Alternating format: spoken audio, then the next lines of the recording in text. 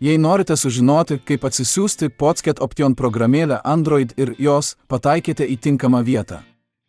Šiandienos vaizdo įraše parodysiu, kaip greitai atsisiųsti programėlę ir gauti prieigą prie nemokamos demonstracinės sąskaitos.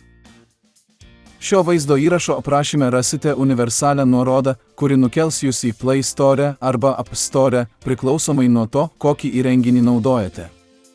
Spustelėkite nuorodą ir atsisiųskite programėlę.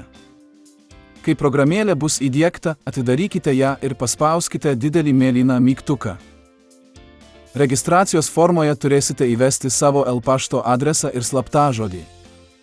Taip pat yra galimybė įvesti reklaminį kodą, dėl kurio gausite premiją už pirmąją įmoką. Aprašyme rasite nemokamą kodą, kurį galite naudoti. Programa veikia labai gerai ir leidžia greitai perjungti turtą. Taip pat galite pridėti rodiklių, kad būtų lengviau atlikti analizę. Norėdami atidaryti sandorį, tereikia paspausti žalią arba raudoną mygtuką. Tuo metu, kai įrašinėju šį vaizdo įrašą, programėlė jos telefonams nėra prieinama. Apie tai kalbėjau su Pocket Option ir sužinojau, kad programėlė netrukus bus prieinama App Store parduotuvėje. Norėdami įsitikinti, pasinaudokite aprašyme pateiktą nuorodą. Tikiuosi, kad ši pamoka buvo naudinga.